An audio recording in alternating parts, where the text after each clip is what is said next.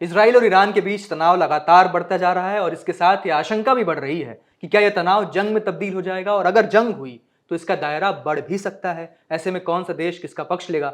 दायरा बढ़ेगा तो बाकी देशों पर असर भी पड़ेगा, ग्लोबल तेल के दाम बढ़ेंगे, ऐसी बहुत सी खबरें आ रही हैं। क्या कुछ होगा, किस पर कितना असर पड़ेगा, भारत पर क्या असर पड़ेगा, और अगर ऐसी कोई स्थिति बनी कि भारत को पक्ष लेना पड़ा, बाकी देशों को पक्ष लेना पड़ा, तो उसमें भारत किसकी तरफ रहेगा, इजराइल की तरफ या ईरान की तरफ? इस बात की प्रासंगिकता इसलिए और भी बढ़ती चली जाती है क्योंकि इजराइल ने ऑपरेशन सिंदूर के वक्त, जब भारत ने पहलगाम हमले के बाद ऑपरेशन सिंदूर किया था, तो इजराइल ने खुलकर भारत का पक्ष लिया था, खुलकर वो भारत के साथ खड़ा था, उसने हमले की निंदा की थी।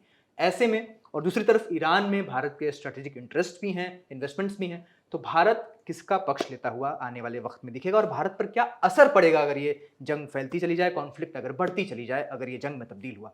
हमारे साथ इस वक्त हैं प्रोफेसर मोहसिन रजा खान। वो इंटरनेशनल रिलेशंस, अंतर्राष्ट्रीय संबंधों के प्रोफेसर हैं। उनकी सुबह शाम जो है हमारे जैसे स्टूडेंट्स, आपके जैसे क्यूरियस लोगों के बीच गुजरती हैं इन बारीकियों को समझाने में, समझने में। उनके साथ हम इस पूरे मसले पर बात करेंगे और समझेंगे कि भारत पर क्या असर पड़ेगा, पहली चीज़, और दूसरी चीज़ कि भारत क्या पक्ष लेगा। तो सबसे पहले जो है ये समझते हैं कि अभी तक बेसिक्स क्या हैं, हुई अभी तक क्या चीज़ें हुई हैं और आगे क्या हो सकता है सर।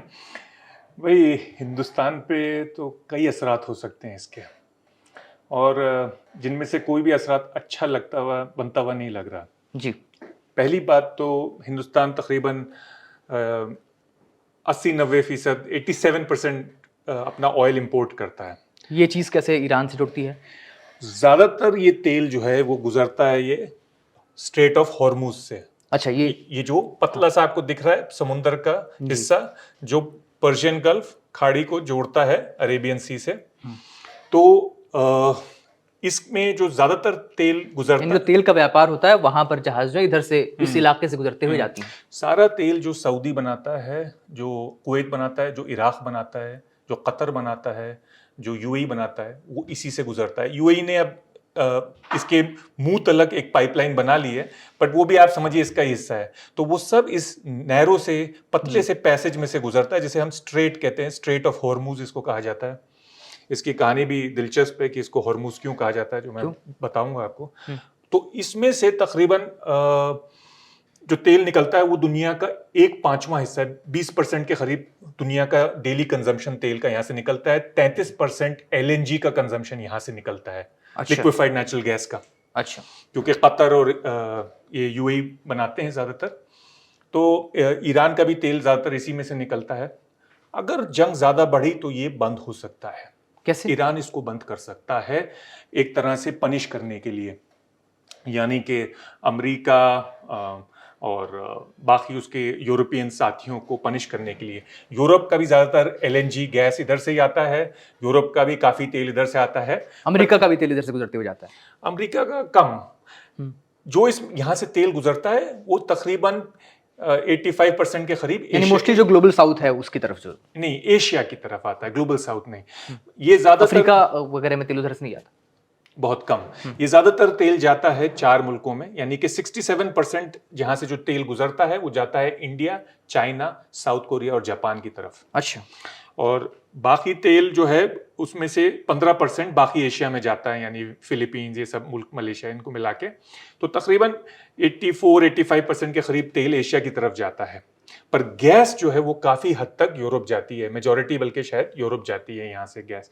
तो अगर ये बंद हो गया तो बाकियों पे तो असर पड़ेगा ही। कैसे ये बंद कैसे हो सकता है जंग के बाद?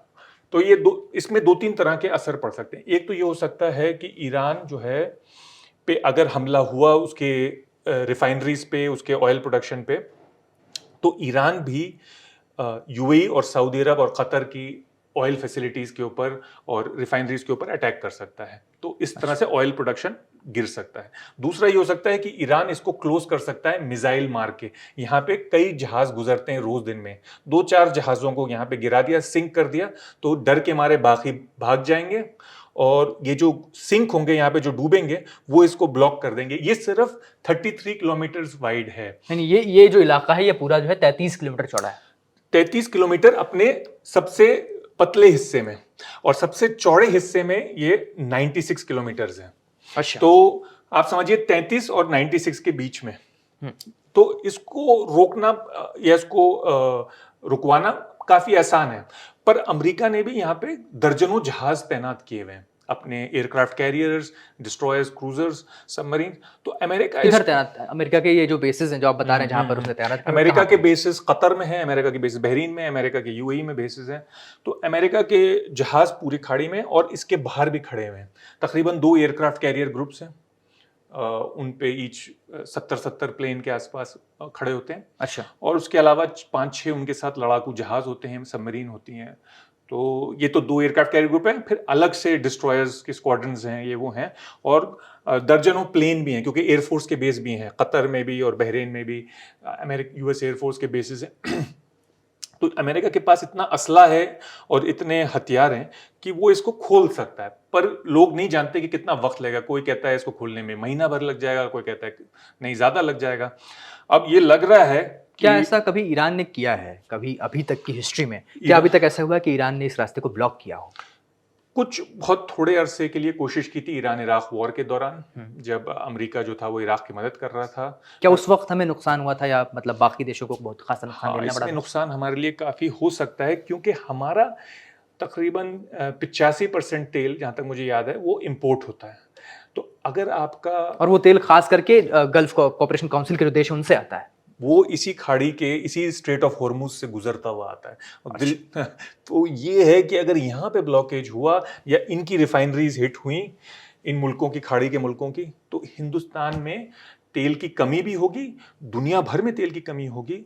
और तेल का जो बाजार है, जिसे कहते हैं ग्लोबल ऑयल मार्केट, उसे अंग्रेजी में एक लफ्ज इस्तेमाल होता है, फंजिबल कमोडिटी है तेल। अच्छा, इसको समझाइए, फंजिबल क्या हाँ, है? फंजिबल बहुत इंटरेस्टिंग है। हाँ। फंजिबल का मतलब ये है कि तेल के जो प्राइस है हम्म। वो कहीं एक बाजार में तय नहीं होता। ये नहीं है कि खाड़ी का तेल अलग है और अमेरिका का तेल अलग है और मलेशिया का तेल अलग है। ये सारा ग्लोबल सप्लाई और ग्लोबल डिमांड एक लेवल पे आती है। सारी ग्लोबल सप्लाई एक जगह पे, आप समझिए अपना दिमाग में, हाँ, मतलब बिल्कुल। ऐसा होता नहीं फिजिकली, पर आप समझिए। और ग्लोबल डिमांड भी एक जगह पे, समझिए, दुनिया में यानी खरीदी असर खरीदी ग्लोबली जाती होता है। है, वैल्यू पे असर ग्लोबली होता है। हाँ, तो आप समझिए कि इसका जो मार्केट होता है ना, उसमें ये होता है कि तेल की क्वालिटी पे डिसाइड होता है। मिसाल के तौर पे ब्रेंट क्रूड है, ब्रेंट क्रूड को अच्छा माना जाता है, इसलिए उसको स्टैंडर्ड माना जाता है। वो इंग्लैंड के पास से निकलता है ब्रेंट। क्या है ब्रेंट क्रूड? ये इंग्लैंड के नॉर्थ सी में निकलता था तेल, एक पर्टिकुलर क्वालिटी का तेल होता है। यानी अलग अलग उनका अलग अलग नाम है हाँ, उनके अलग अलग क्वालिटी है, यानी कि अच्छा। उसको रिफाइनिंग में कितना वक्त लगता है, कितनी एनर्जी लगती है। निकालने के सबसे बाद। बेहतरीन जो है वो लिबियन स्वीट क्रूड माना जाता है, इसीलिए उसको स्वीट कहते हैं। अच्छा। तो लिबियन स्वीट क्रूड जो है वो सबसे अच्छी क्वालिटी का माना जाता है, सबसे आसान है उसको रिफाइन करना, उसको कच्चे तेल को रिफाइन करके पेट्रोलियम और चीजें बनाना उसमें से। तो ये जो तेल आता है गल्फ का, खाड़ी का, ये भी अच्छी क्वालिटी का माना जाता है। पर ये अलग अलग तेल होते हैं। इसमें सबसे कम दर्जे का तेल जो होता है वो शेल ऑयल कहलाता है। वो शेल ऑयल जो है वो अमेरिका में सबसे ज्यादा पाया जाता है। वो ये होता है कि वो शेल रॉक में निकलता है। वो तेल जो है वो कुआं बना के नहीं निकाला जाता। अच्छा। उसमें एक हाई स्पीड वाटर की जेट मारी जाती है। मतलब वो वाटर इतना तेज होता है कि वो जितने भी रॉक्स हैं, जितने भी वहां पे पत्थर हैं, उनको तोड़ता हुआ अंदर घुसता है। और उन शेल रॉक के अंदर पोरस होते हैं, उनके अंदर छेद होते हैं, उनके अंदर तेल होता है। वो उन रॉक्स को हिट करता है तो एक स्लरी बन जाती है, ऑयल और तेल की मिक्सचर बन जाता है, जिसमें रॉक भी होता है। फिर उसको खींचा जाता है बाहर, फिर उसको सेपरेट किया जाता है, पानी और रॉक को, और वो तेल फिर रिफाइन किया जाता है। उसकी क्वालिटी लोअर होती है उस तेल की। वो तेल अमेरिका में ज्यादा पाया जाता है, क्योंकि अमेरिका ने जो अपना नेचुरल तेल था वो सब खत्म कर दिया। 100-150 साल से निकाल रहा है तेल, तो सारा तेल खत्म कर दिया। सिर्फ शेल ऑयल, ये शेल एक नई टेक्नोलॉजी है जो पिछले 20-25 साल में ही उभरी है। और थोड़ी, ये ज्यादातर जो है अमेरिका में इस्तेमाल ये होता है। अमेरिका में तो थोड़ी महंगा होता है ये तेल, और इसकी क्वालिटी अलग होती है। यानी अगर अगर ईरान जो है यहाँ इस रास्ते को रोकता है, अगर ये 33 किलोमीटर का जो रास्ता है अगर इसको रोक लेता है, तो अमेरिका को इससे क्या खासा नुकसान नहीं होगा? क्योंकि आप बता रहे हैं कि उसके पास खुद का तेल है। इस अमेरिका के पास खुद का तेल है, तो लोग कहते हैं भाई अमेरिका तो एम्बार्गो कर देगा, सेल्फ सफिशिएंट है। ऐसा है नहीं। मतलब इसको क्या एम्बार्गो कैसे कर सकता है? जैसे मिसाल के तौर पे जंग के दौरान अगर बहुत ज्यादा किल्लत हो जाए, बहुत कमी हो जाए किसी चीज की, तो अमेरिका कह सकता है, लोग कहते हैं कि हम अपना तेल बाहर नहीं जाने देंगे, तो हमारे ऊपर असर नहीं होगा प्राइस का। पर ऐसा है नहीं, क्योंकि इसकी दो वजह है। पहली बात तो अमेरिका जो है वो फ्री मार्केट में बिलीव करता है, पर चलिए जंग के टाइम पे कोई भी फ्री मार्केट अपनी आइडियोलॉजी छोड़ सकता है। जी। दूसरी बात, वो तो वैसे भी ट्रम्प जिस तरह के फैसले ले रहे हैं, बर्ताव कर वो रहे हैं, फ्री मार्केट जैसी चीजों को और मतलब जैसे टैरिफ्स उन्होंने लगाए, तो उसका तो इतनी वैल्यू नहीं है। पर दो चीजें और हैं, अमेरिका के पास जो रिफाइनरीज हैं वो स्वीट क्रूड और ब्रेंट क्रूड और इन सबको हैंडल कर सकती हैं, गल्फ क्रूड, वो वेनेजुएलन क्रूड को भी हैंडल कर सकती हैं, वो शेल ऑयल को नहीं हैंडल कर सकती। शेल ऑयल के लिए अलग रिफाइनरीज होती हैं, वो अमेरिका में है नहीं। तो अमेरिका शेल ऑयल निकालता है ज्यादातर, पर ज्यादातर उसको एक्सपोर्ट कर देता है और अपनी जो है वो अपनी रिफाइनरीज, क्योंकि वो बहुत पुरानी है, तो वो जो पुराने स्टाइल का ऑयल है उसी पे चलती हैं। ये जो नया ऑयल आया पिछले 20-25 साल में, शेल, उस पे नहीं है उनके पास उतनी रिफाइनरीज उसको रिफाइन करने के लिए। यानी तो वो उस ऑयल को एक्सपोर्ट कर देता है और बाकी तेल इंपोर्ट करता है। बिल्कुल सही। तो अमेरिका के ऊपर भी असर पड़ेगा, ऐसा नहीं हो सकता, और बाकी दुनिया पे तो पड़ेगा ही पड़ेगा तेल का असर। और तेल का प्राइस भी ऐसा नहीं है कि ऐसे ऊपर जाता है कि समझिए 20% ऑयल यहां से निकल रहा है। अब तक हमें 2 दिन हुए 12 और 13 जून की दरमियानी रात इजराइल ने हमला किया था, इसके बाद ईरान ने भी जवाबी कार्रवाई की। इतने वक्त में क्या हमें ऐसा देखने को मिला है कि अब तक जो है स्पेकुलेशन से सिर्फ तेल के दाम बढ़े हों, ऐसा कुछ हमें देखने को मिला है? तेल की प्राइस जो है वो तकरीबन 10% ऊपर गई है जब से ये सिर्फ हादसा हुआ है। जी, तकरीबन। अच्छा। पर ये कोई खास नहीं है, इतना बड़ा हिंदुस्तान और बाकी मुल्क सब झेल सकते हैं। अब असली प्रॉब्लम ये आ रही है कि ये तेल जा सकता है $200 पे भी। अच्छा। अब आप कहेंगे $200 पे कैसे जा सकता है, जब सिर्फ 20% तेल इसमें से गुजर रहा है, तो $200 पे कैसे जा सकता है तेल? वो इसलिए कि तेल इस तरह से ऑपरेट नहीं करता कि भैया 20% कम हो गया, 80% रह गया तेल मार्केट में, तो सिर्फ 20% प्राइस ऊपर जाएगी, ऐसे नहीं होता है। क्यों?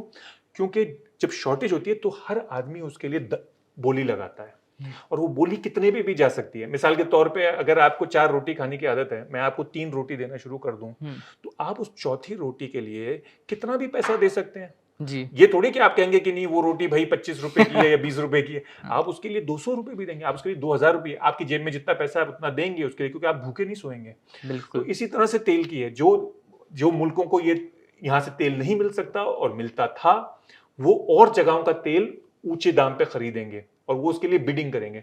तो वो ऐसा नहीं कि 80 से 100 जाएगा या 75 इस वक्त है शायद, तो तो 75 ये से 100 और जाएगा। जगहों का तेल जो ऊंचे दाम पे खरीदेंगे, इनमें ये और जगहें कौन सी हैं? तो वेनेजुएला बेचता था तेल मिसाल के तौर पे, इंडोनेशिया बेचता है तेल मिसाल के तौर पे, अफ्रीका में नाइजीरिया तो बेचता क्या है। हम उन देशों से तेल नहीं लेते? मतलब हमारा मोस्टली जो पूरा जो हम व्यापार लेते है तेल हैं, का, वो इस इलाके से। पर कम लेते हैं हम ज्यादातर अच्छा। तेल इन्हीं खाड़ी के इलाके से लेते हैं, क्योंकि हमारे लिए देखिए ट्रांसपोर्टेशन कॉस्ट भी कितनी कम है, हम कितने करीब हैं उनके, तो हमारे लिए ट्रांसपोर्ट की कॉस्ट भी कम थी, जी। हमारे इनके साथ रिश्ते भी अच्छे हैं, और क्यों नहीं हम अपने जहाज भी इस्तेमाल कर सकते हैं, तो और भी हमारे लिए कीमत कम हो जाती है, क्योंकि हम अपने शिप्स के ऊपर वो तेल मंगवा सकते हैं। तो हिंदुस्तान का फायदा था। तो अब अगर ज्यादा, अभी तक आप कह रहे थे कि ईरान ने कभी इसको बंद किया, तो 2019 में बंद तो नहीं किया, पर 4 कमर्शियल शिप्स के ऊपर ईरान ने बॉम्ब लगाए थे, सैबोटाज किया था और फोड़े थे, तो उनके अंदर छेद हो गए थे 4 जहाज़ों के ऊपर। ईरान इराक वॉर के दौरान भी दोनों इराक और ईरान ने अटैक किया, और जब ईरान को लगा कि अमेरिका और ये सब इराक की ज़्यादा मदद कर रहे हैं, और तो उस वक्त भी ईरान ने कोशिश की थी थोड़े दिन के लिए, तो ऐसी हो चुकी है। पर ईरान ने अभी तक पिछले, आप सकते हैं 25-30 साल में ऐसा कोई मौका नहीं गुजरा जिसमें ईरान ने पूरी तरह से बंद कर दिया, क्योंकि ईरान को भी नुकसान था, क्योंकि ईरान का भी तेल इसी में से निकलता है, तो ईरान को भी नुकसान, तो एक्सपोर्ट जो होता है। बिल्कुल। लेकिन हम मतलब अभी तक तो डोनाल्ड ट्रंप का जो पहला कार्यकाल था उसमें उन्होंने प्रतिबंध लगा दिए थे कि आप अगर तेल खरीदेंगे ईरान से तो आपको, तो हमने भी, भारत ने भी तेल खरीदना ईरान से जो है बंद किया था ट्रंप के पिछले कार्यकाल में। तो कौन से ऐसे देश हैं जो ईरान से भी तेल लेते हैं? तो अब प्रॉब्लम ये आ गई ईरान के लिए कि जो एम्बार्गो लगाया अमेरिका ने, उनके ऊपर ये प्रतिबंध लगाया, उसकी वजह से ईरान भी अब ज्यादा एक्सपोर्ट नहीं कर रहा। तो अब ईरान के पास ज्यादा इससे रेवेन्यू नहीं आ रहा, ज्यादा कमाई नहीं हो रही, तो ईरान को अब उतना नुकसान नहीं है इसको बंद करने में, जब ईरान खुद इससे, ईरान की गवर्नमेंट का 80% पब्लिक रेवेन्यू तेल से आता था, एक जमाना था, मतलब लेकिन अब वो रेवेन्यू नहीं आ सकता। अब वो ज्यादातर कोलैप्स होता जा रहा है, क्योंकि अमेरिका ने हिंदुस्तान पे भी प्रेशर लगा दिया कि हिंदुस्तान भी ना खरीदे, और मुल्कों पे भी लगा दिया प्रेशर कि ईरान का तेल मत खरीदो। तो अब ये हालात हो गए हैं कि सिर्फ शायद चीन और एक आध और कोई मुल्क होगा जो खरीदते हैं ईरान से। तो अब ईरान के पास भी अब प्रॉब्लम ये है, इसको बंद करने में ईरान को बस एक प्रॉब्लम आएगी कि उसका जो सपोर्टर है चीन, वो भी तेल यहीं से लेता है। अच्छा, तो चीन ये दबाव बना सकता है कि आप इसको बंद ना करें, कि आप इसको बंद ना करें। बिल्कुल सही। पर उसमें मुझे ये लगता है, मुझे 100% श्योर नहीं हूँ, पर मुझे ऐसा लगता है कि वो ये कह सकते हैं कि भाई चीनी जहाज निकल सकता है इसमें से, चीन का तेल ले जाने वाला जहाज इसमें से निकल सकता है, बाकी को हम परमिशन नहीं देंगे। अच्छा, तो ये भी ईरान कर सकता है। पर अगर ऐसा करेगा तो सीधी अमेरिका के साथ जंग भी होगी। अमेरिकी नौसेना, अमेरिकी जहाज उन पे अटैक करेंगे, ईरान भी अटैक करेगा। पर अब उसका नतीजा कितने दिन में डिसाइड होगा? डिसाइड तो अमेरिका के फेवर में ही होगा, पर कितना वक्त लगेगा मैं कह नहीं सकता। मतलब आप अच्छा, तो क्योंकि अगर हम चीन की बात कर रहे हैं, क्योंकि चीन भी ईरान से तेल खरीदता है, तो हम्म, अगर हम चीन की बात कर रहे हैं तो रूस की बात करना भी बनता है, क्योंकि ईरान के जो सपोर्टर्स हैं, ईरान का जो साथ देने वाले देश हैं, उनमें चीन और रूस का नाम लिया जाता है। तो रूस को कितना असर इससे पड़ेगा और रूस क्या कर सकता है? अमेरिका, आपने कहा कि अगर ईरान जो है इस रास्ते को ब्लॉक करता है तो अमेरिका उसके ऊपर निशाना बना सकता है। रूस क्या करेगा? रूस को भी फायदा होगा, जैसे सब तेल बनाने वाले मुल्कों को होगा। यानी नाइजीरिया भी तेल बनाता है तो उसको भी फायदा होगा, अच्छा, रूस को भी फायदा होगा, बल्कि अमेरिका को खुद फायदा होगा, क्योंकि यानी अमेरिका अगर ये कॉन्फ्लिक्ट जो है ईरान इसराइल की बढ़ती चली जाए तो इसमें रूस का फायदा हो सकता है। क्योंकि अमेरिका और रूस जो हैं वो इस वक्त सबसे बड़े तेल बनाने वाले मुल्कों में से हैं, तो उन दोनों को भी फायदा होगा, ये तो लाजमी है। तो अब आप देख ही अच्छा, रहे हैं ये जो एक तो हमने हुर्मुज की खाड़ी की बात की, आपने हुर्मुज स्ट्रेट की बात की, एक जो है यहाँ पर जो है गल्फ ऑफ अदन की बात होती है, अदन की खाड़ी, और लाल सागर की बात होती है। यहाँ से भी अंतर्राष्ट्रीय व्यापार के जो है रास्ते यहाँ से गुजरते हुए जहाजें जाती हैं, जहाँ पर हमने देखा है कि यमन में जो हूती विद्रोही हैं, जिन पर जैसे ईरान पर जो आरोप लगता है कि वो हूतियों को पैसा देता है, फंड करता है, तो हमने ऐसा देखा है कि यमन से हूती विद्रोहियों ने जो है लगातार यहाँ से इजरायली और अमेरिकी जहाज़ों को टारगेट किया है, वेस्ट की जहाज़ों को उसने टारगेट किया है। अमेरिका ने मार्च 2025 में बमबारी भी की थी। तो क्या हम ऐसा भी देख सकते हैं कि एक तो आपने जो हुर्मुज की खाड़ी की बात की वो यहाँ पर है, इसके अलावा एक रास्ता ये भी है, लाल सागर भी है, यहाँ से अगर रास्ते अगर ब्लॉक हुए तो इसका कितना इफेक्ट पड़ सकता है इंटरनेशनली, ग्लोबली कितना इफेक्ट पड़ सकता है? ये रास्ता इस वक्त काफी हद तक ब्लॉक ही है, और मैं समझाने की कोशिश करता हूँ आपको थोड़ा एक विस्तार में। यानी अमेरिका की जो कार्रवाई थी हूती विद्रोही पर, उसको वो कोई काम अभी तक नहीं आई, कारगर नहीं वो हुई? पार्शियल कारगर थी। मैं बताता हूँ अब आपको कि इसके इतिहास बहुत पुराना है। यहाँ पे पूरे इंडियन ओशन और पूरे सदर्न एशिया और अफ्रीका के 3 चोक पॉइंट हैं।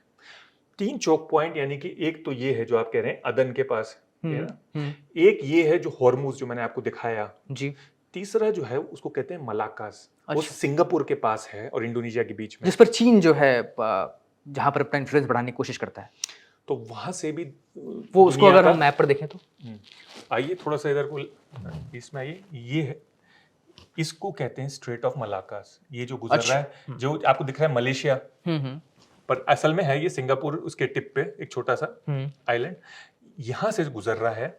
ये स्ट्रेट जो है इसमें से भी बहुत सारा शिपिंग गुजर रही है। अब आप कहेंगे ये भी तो है, यहाँ से क्यों नहीं गुजर रहे इतने सारे? तो ये सारे स्ट्रेट जो है वो इंडोनेशिया के अंदर है। इसमें से लुम्बुक है, इसमें से सुंडा है, इसमें कई सारे हैं, उम्बाया विटारा है। पर प्रॉब्लम क्या है कि ये ज्यादातर स्ट्रेट्स जो हैं ये बहुत शैलो हैं, इनकी गहराई नहीं है उतनी, और इनके बीच में रॉक्स भी हैं। सिर्फ उम्बाया विटारा डीप पोर्ट है, डीप स्ट्रेट है, जिसमें से न्यूक्लियर सबमरीन गुजर सकती है। पर ज्यादातर लोग ये लेते हैं क्योंकि ये सबसे छोटा रास्ता है, क्योंकि ज्यादातर शिप जो है वो ऊपर की तरफ नॉर्थ में जाते हैं, साउथ कोरिया, जापान, चीन की तरफ, तो उनके लिए ये सबसे छोटा रास्ता पड़ता है। तो शिप आते हैं या तो यहाँ से होते गल्फ ऑफ एडन से या इधर से हॉर्मुज से होते हुए, और फिर आते हैं और फिर इससे पास करते हैं। तो ये 3 चोक पॉइंट, ये 3 चोक पॉइंट बहुत सालों से, 500 सदियों से हमें पता है इनके बारे में। क्यों? मैं आप समझाता हूं आपको। पहले पोर्चुगल ने इन तीनों पे हमला किया और कब्जा कर लिया इन तीनों पे। अच्छा, पोर्चुगल जो है पूरा एशिया कंट्रोल करता था इन 3 चोक पॉइंट से, आज से 500 साल पहले। उसके बाद जब उनको हराया तो अंग्रेजों ने ये टेक ओवर कर लिया, ये चेक पॉइंट। ब्रिटिश ने, बीच में डच ने भी 1-2 चेक पॉइंट ले लिए थे, चोक पॉइंट्स। चोक मतलब किसी का गला चोक लेना, हाँ, चोक कर लेना। तो यानी कि ये आपकी रग है एक तरह से सांस की। पर ब्रिटिश ने इन तीनों पे अपने बेस बनाए, अपने जहाज रखे, क्योंकि ये तीनों ट्रेड के लिए बहुत इंपॉर्टेंट है। और अब इसमें एक तरह का अमेरिका का कंट्रोल है, एक तरह से आप कह सकते हैं, अमेरिकन नेवी जो है। तो ये जैसा आपने समझाया ये भी बहुत जरूरी है। यहाँ पे हूती जो है यमन के अंदर जो कबीला है उसने कंट्रोल किया हुआ था। उसने कहा कि जब तक इजराइल फलस्तीनियों को मारना बंद नहीं करेगा गाजा में, तब तक हम यहाँ से गुजरने नहीं देंगे। अभी कल ऐसी खबर आई थी कि यमन से मिसाइल भी लॉन्च हुई थी इजराइल पर। ये भी वो कहते हैं कि जब तक फ़लस्तीनियों पे बम गिरना बंद नहीं होंगे, उनको मारना बंद नहीं होगा, इजराइल सुलह नहीं करेगा, तब तक हम कभी ना कभी उस पर हमला करते रहेंगे और यहाँ से ना इजराइल का गुजरने देंगे, ना कोई जहाज़ और गुजरने देंगे। अमेरिका के साथ उनका मुआहदा ये हुआ कि सिर्फ अमेरिकन जहाज़ गुजरने देंगे, बाकी किसी का नहीं जाने देंगे अब भी, मतलब इजराइल का या किसी और का। तो ये अभी भी एक तरह से बंद है और इन हुतियों ने बहुत पनिशमेंट लिया है, यानी कि बहुत मारे गए हैं अमेरिका की तरफ से भी और ब्रिटेन की तरफ और इजराइल इसके की तरफ से बावजूद भी। भी वो ईरान के इसके समर्थन में खड़े हैं। बावजूद वो नहीं मान रहे। उन्होंने अमेरिका की नेवी को थका दिया। अमेरिका की नेवी 6 महीने तक हुतीज से लड़ी, 6-8 महीने, यानी कि हुतीज ने रोज कई ड्रोन्स, दर्जनों मिसाइलें फायर करी अमेरिकन जहाज़ों के ऊपर रात दिन। उसमें वो थक गए अमेरिकन, क्योंकि मुस्तकिल उनको अलर्ट रहना पड़ता था। 8 घंटे की ड्यूटी की जगह 16-16 घंटे ड्यूटी करनी पड़ती थी सेलर्स और ऑफिसर्स को। उसमें उन्होंने हज़ारों करोड़ रुपए के, अमेरिका ने भी मिसाइल्स फायर कर दी, $1.5 बिलियन की तकरीबन। अमेरिका के 3 जहाज़ गिर गए पानी में, हवाई जहाज, क्योंकि उनके एयरक्राफ्ट कैरियर, फाइटर जेट्स। हाँ फाइटर जेट, क्योंकि उनके एयरक्राफ्ट कैरियर इतने ज़्यादा उसमें। न्यूयॉर्क टाइम्स ने, अमेरिकी अखबार जो, उसने ऐसा रिपोर्ट किया था कि इस वजह से ही ट्रंप ने सीज फायर डील साइन की उनके साथ। बिल्कुल, तो अमेरिका थक गया। अमेरिका ने कहा कि देखो हमारे इतने यहाँ पे जहाज लगे हुए हैं और हुतीज इतने इनसिग्निफिकेंट हैं, इतने इम्पोर्टेंट नहीं है, हम अपने जो हैं वो जहाज हम चीन के खिलाफ इस्तेमाल कर सकते थे। वो जहाज हम और मुल्कों से निकाल के लाए यहाँ पे। हमारे ऊपर स्ट्रेन पड़ रहा है, 10% हमारी नेवी यहाँ पे लगी हुई है और हमें इससे बर्डन से बचना है, ये हमारे किसी काम का नहीं। तो इसलिए उन्होंने इनसे डील साइन कर लिया और ये 8 महीने के बाद हुआ। इसलिए मुझे लगता है कि जो लोग कहते थे पहले कि अमेरिका कुछ हफ्तों के अंदर इसको साफ कर लेगा, अगर इजराइल ने ब्लॉक, अगर ईरान ने ब्लॉक किया भी तो अमेरिका इसको साफ कर देगा इस स्ट्रेट को, मुझे लगता है कि ऐसा मुश्किल है। अगर ईरान ने डिसाइड कर लिया तो अगर हुतीज को नहीं हरा पा रहे, जिनके पास ना कोई मुल्क है, ना कोई स्टेट है, ना कोई ज़्यादा मिसाइल है, बल्कि वो मिसाइल भी ईरान से ही आती हैं, तो क्या हम इतनी जल्दी ईरानियों को सफाया कर सकते हैं? मुश्किल यानी है। मतलब सीधे सीधे 2 पॉइंट्स निकलते हैं कि ये दोनों ऐसे रास्ते हैं जिनको ईरान और ईरान समर्थित जो विद्रोही गुट है, हूती जो नॉन स्टेट एक्टर है, वो इन दोनों रास्तों को रोक सकते हैं और इसके बाद हम अमेरिका को भी कूदते हुए, वेस्ट को कूदते हुए हम इस बहुत ही जंग में देख महत्वपूर्ण सकते हैं। है दोनों रास्ते। जी, तो अब इस जो ये ट्रेड वाली बात है उसको यहीं पर रोकते हैं और अब हम ये बात करते हैं कि अगर ये कॉन्फ्लिक्ट बढ़ता गया, क्योंकि अगर आप बोल रहे हैं ये रास्ते जो है अगर रुकते हैं तो अमेरिका इस जंग में जो है सीधी इन्वॉल्वमेंट दिखाएगा, तो इस इन्वॉल्वमेंट के बाद वेस्ट अगर इधर इन्वॉल्व होगा तो रूस और चीन भी ऐसी ऐसी संभावनाएं हैं कि वो ईरान की तरफ जो है अपना समर्थन दिखाएंगे। ऐसे पॉइंट पे इंडिया जो है, भारत क्या पक्ष लेगा? अगर हम इस बात को भी ध्यान में रखते हुए सवाल पूछें कि इजराइल ने ऑपरेशन सिंदूर के वक्त भारत का खुला समर्थन किया था, पूरी तरह से भारत के साथ था, उसने पाकिस्तान की निंदा की थी, इस हमले की निंदा की थी, पहलगाम हमले की, तो ऐसे टाइम पे क्या इंडिया के लिए कोई स्ट्रेटेजिक डिलेमा है? क्या कोई जो है दुविधा है या सीधी सी बात है, आसान है? मेरे हिसाब से तो काफी आसान है। कैसे, क्या आसान है, मतलब क्या होना क्या? मैं आपको समझाता हूँ। इजराइल ने हमारा पूरा खुल के उस तरह से समर्थन नहीं किया। उसने ये नहीं कहा कि पाकिस्तान के ऊपर हमला जायज़ है और हिंदुस्तान जायज़ है अपने हमले में। लेकिन इजराइल ने ये ज़रूर कहा कि हम जो है काउंटर टेररिज्म के खिलाफ जो इंडिया के जो कदम है उनके साथ हैं हम। देखिए, टेररिज्म के खिलाफ तो सभी हैं, कोई मुल्क ये तो नहीं कह सकता कि हम टेररिज्म के साथ हैं। पर मेरा कहने का मतलब ये है आपसे कि हम उसके सबसे बड़े हथियार के खरीदार हैं, इजराइल के। अच्छा। और रूस के भी। तो रूस और इजराइल हमारे ऊपर कोई एहसान नहीं कर रहा, हम उनको रोकड़ा देते हैं, पैसा मिलता है। तो व्यापारी अपने ग्राहक को भगा नहीं सकता। तो चाहे हम बोलें या नहीं बोलें, इजराइल को हमारे साथ ही रहना पड़ेगा। इजराइल से हम हथियार खरीदते हैं, पर ये कोई हमारे ऊपर बहुत बड़ा एहसान नहीं करता। हर चीज़ के पूरे दाम वसूलता है इजराइल, और रशिया भी।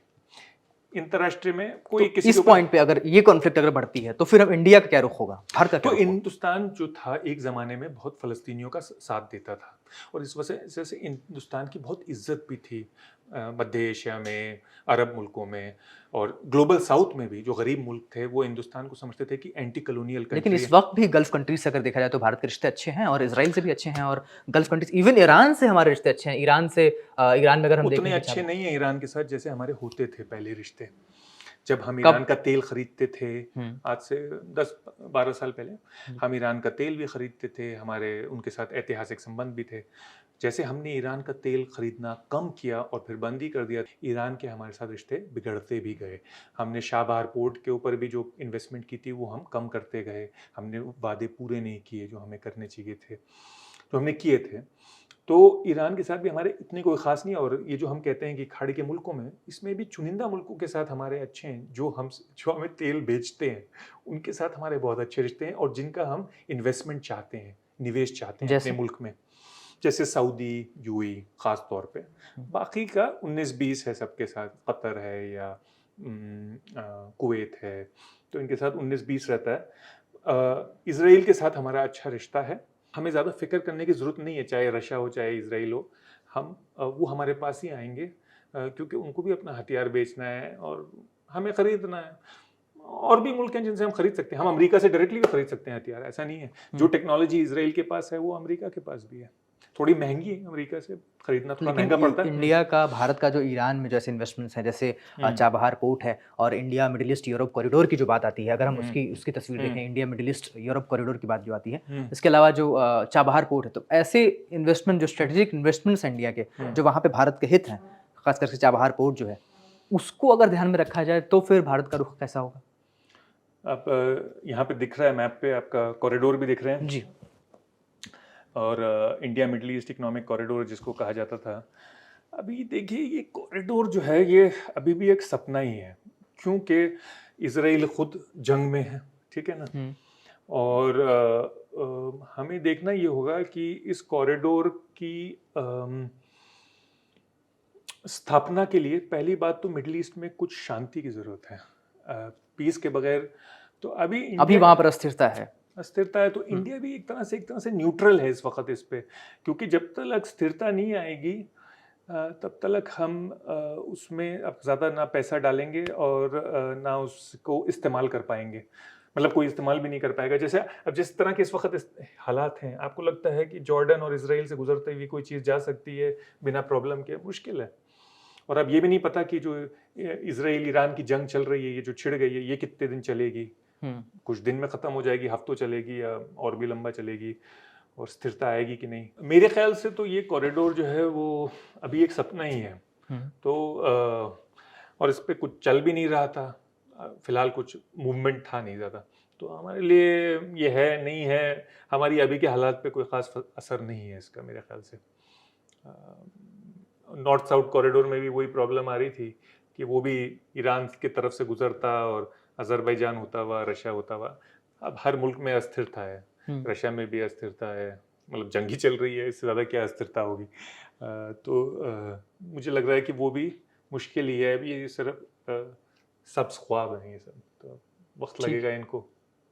अब इसमें जो है मैं आपको ये बताना चाह रहा हूँ कि अगर ये तेल की कीमत बढ़ी, जैसे मैं आपसे कह रहा था कि 120 चली गई, 140, 180, 200 भी जा सकती है, तो जैसे मैंने आपसे कहा कि एक बार बढ़ना शुरू हुई और यहाँ पे अगर ये ब्लॉक हो गया होर्मुज़, तो हिंदुस्तान के जीडीपी पे बड़ा असर पड़ेगा, क्योंकि हमारा 85% तेल जो है वो इंपोर्ट हो रहा है। और अगर इतना तेल आपका इंपोर्ट हो रहा है तो तेल हर चीज़ में इस्तेमाल होता है, यानी कि आपके ट्रांसपोर्टेशन से लेके आपके प्रोडक्शन से फैक्ट्रियों में, इलेक्ट्रिसिटी में, तो आपका हर चीज़ की कीमत बढ़ जाएगी। उससे आपकी डिमांड कम हो जाएगी इकोनॉमी में, एग्रीगेट डिमांड जिसे कहते हैं, ख़रीदारी। और उसकी वजह से क्या होगा कि आपकी इकोनॉमी रिसेशन में जा सकती है। तो इंडिया की भी जा सकती है और बाकी एशियाई मुल्कों की भी रिसेशन में जा सकती है, यूरोप की भी लेकिन ये रिसेशन में जा बहुत एक सकती है। दूर की बात होगी, अगर बहुत ज़्यादा कॉन्फ्लिक्ट बढ़ जाए और बहुत जंग जो है बढ़ती चली जाए तब। बहुत दूर की बात नहीं है ये मुमकिन है। और इसका असर फिर आपके स्टॉक मार्केट पे भी पड़ सकता है, क्योंकि जब आप रिसेशन में जाते हैं तो स्टॉक मार्केट भी गिरना शुरू हो जाता है। तो हमारे लिए ख़तरे की घंटी है और हमें कोशिश यही करनी चाहिए, पर हमारा इसमें ज़्यादा लेवरेज है नहीं, हमारे ज़्यादा कंट्रोल है नहीं कि ये लड़ाई किस तरफ क्या रुख लेगी। पर इसका असर हमारे जीडीपी पे पड़ सकता है, आपके एसआईपी पे पड़ सकता है अगर आपका एसआईपी है, और चीज़ों पे भी, हमारे निवेश पे भी पड़ सकता है। मैं आखिर में आपको एक छोटा सा चीज़ बताना चाह रहा हूँ ऐतिहासिक, कि बाबर ने लिखा था, बाबर यहाँ के थे, फरगाना वैली जो उज़्बेकिस्तान, किर्गिस्तान और इधर तुर्कमेनिस्तान के बीच की जगह है। वो कहते थे, उन्होंने लिखा है कि हमारे यहाँ के बादाम सीधे नहीं जा सकते थे बहुत सारे मुल्कों में, तो हम यहाँ से भेजते थे उनको होर्मुज़, और होर्मुज़ से वो बाई जहाज़ भेजे जाते थे। तो बाबर के ज़माने में भी 1525 में भी, आज से 500 साल पहले, होर्मुज़ का रेलेवेंस था। होर्मुज़ का रेलेवेंस था, और इसका नाम भी बड़ा दिलचस्प है कि इसका नाम कहाँ से आता है होर्मुज़ का। तो कुछ लोग कहते हैं इसका नाम आता है, वहाँ पे एक किंगडम थी ओरमुज़। कुछ लोग कहते हैं नहीं, इसका नाम आता है हर्मस से, यानी कि एक पारसी खुदा का नाम, यानी कि अहूरा माजदा को पारसी यानी कि ईरान के जो पुराने वासी थे वो उसको हर्मस भी कहते थे। तीसरा थ्योरी ये है कि आता है होर्मुख से। होर्मुख मतलब फारसी ज़बान में ये है डेट पाम, यानी कि खजूर का पेड़। हाँ, तो उससे आता है इसका नाम। और यहाँ के बहुत सारे बाशिंदे जो थे, यहाँ के रहने वाले, वो हिंदुस्तानी ही थे, यानी कि गुजरात के लोग, उत्तर भारत के कुछ लोग दक्षिण भारत के लोग, वो वहाँ व्यापार के लिए जाए जाते थे और वहीं बस जाते थे वो व्यापारी। तो इसकी बहुत सारी आबादी हिंदी बोलती है, हिंदुस्तानी बोलती है, उर्दू बोलती है। तो ये भी है, तो हमारे साथ बहुत करीबी रिश्ता है इनका, जो मसंदम कोस्ट जिसे कहते हैं, और ये होर्मुज़ जिसको कहते हैं, एक तरफ ओमान है यूएई और एक तरफ ईरान है। तो इसका हमारे साथ भी एक ख़ास करीबी रिश्ता है जी। कुर्बत तो का। इस बात को हम यहीं पर विराम देते हैं कि क्या होगा, ये तो आने वाला वक्त ही बताएगा कि तनाव किस करवट जाएगा, क्या आगे क्या क्या हो सकता है, क्या अमेरिका कूदेगा, वेस्ट की कौन कौन सी ताकतें जो हैं इस जंग में कूदेंगी, और आने वाले वक्त में क्या ऐसी कोई स्थिति आती है जहाँ पर भारत को पक्ष लेना पड़े, या ऐसा कुछ होता है कि भारत को भी इस जंग का किसी भी तरह का कोई नुकसान उठाना पड़े। बाकी इस खबर से, इजराइल ईरान तनाव से जो भी अपडेट्स हैं वो आपको ललन टॉप पर मिलती रहेंगी। हमारे साथ थे प्रोफेसर मोहसिन रज़ा खान, शुक्रिया सर। और बाकी ये सारी खबरें आपको मिलती रहेंगी। देखते रहिए दी ललन टॉप।